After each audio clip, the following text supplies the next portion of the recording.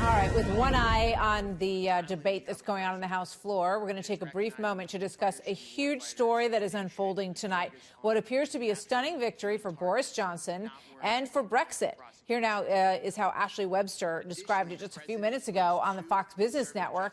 Watch this. Not only has Boris Johnson won, according to those exit polls, but he has won with an emphatic victory of 368 seats.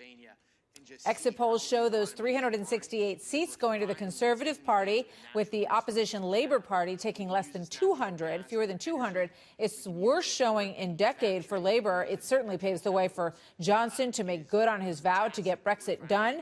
Joining me now is Steve Hilton, host of The Next Revolution and former senior advisor in 10 Downing Street. Steve, great to see you tonight. Tell us what you think this means. Well, it's just a fantastic result for Boris Johnson, for everyone who believes in Brexit, and also everyone who doesn't believe in socialism. Because what you saw defeated, if these exit polls are right, and usually they're very accurate in the UK, it's a really stunning defeat for the full-blooded socialism that Jeremy Corbyn, the Labour Party leader, was putting forward. Far to the left of anything we see even from Bernie Sanders or Elizabeth Warren. And I think that's the significance in terms of the US-UK relationship. With Boris Johnson, it will continue to be a warm, close relationship. He and President Trump get on very well personally. They don't agree on every single issue, but it's going to be a solid, strong relationship. With Jeremy Corbyn, you would have had the most anti-American British Prime Minister in history, and he's been really badly defeated tonight, it looks like. Yeah, I mean, it's fascinating when you think about the struggle over Brexit. And this vote is a vote for Brexit, essentially, right? I mean, if you're voting for Boris Johnson, you're saying that you want to be separated from the EU, right? Exactly right. Boris Johnson's slogan, the Conservative Party slogan in this election, was "Get Brexit Done." Those three words. And that really said it all, because the vote, remember, was in 2016. It was more than 3 years ago. And people in England are so sick of all the endless chaos and confusion. And that's what that slogan and Johnson's campaign really tapped into. Is like, for God's sake, let's just get it done and move on and deal with some of the other issues that actually have been completely obscured with all the endless argument over Brexit. And so it seems he really struck a chord with that. Yeah. You know, one of the things that it's Christmas, so you have to say what you think or whatever they say in Love Actually. But here's what he watch this Love Actually parody that he did for one of his ads. Giving illegal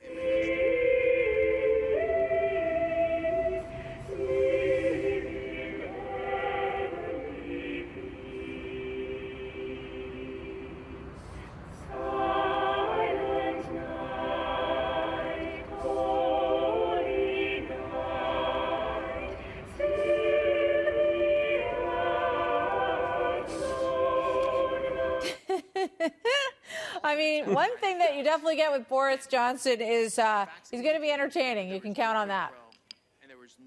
Exactly right. He's a great campaigner. He just brings a smile to your face.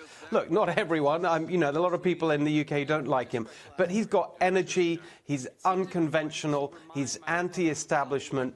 And that's what people have responded to. That's why it's an interesting thing to think about when you look at the elections next year here in America. Similar sort of thing going on with President Trump's appeal. And one more thing I'd say is that even though it's very early days in terms of the number of seats in the UK election that have been declared, one of them already is really significant. The Conservatives have won a former mining town in the north of England, working-class town, that has never, ever had a Conservative representative in Parliament before. They're really changing the way politics is organised, that working-class support, switching over to the Conservatives. It's so interesting all around for this relationship. Thank you, Steve. Great to see you tonight. Steve Hilton, the story continues right after this break. Stay with us. Thanks, Steve. We'll be right back.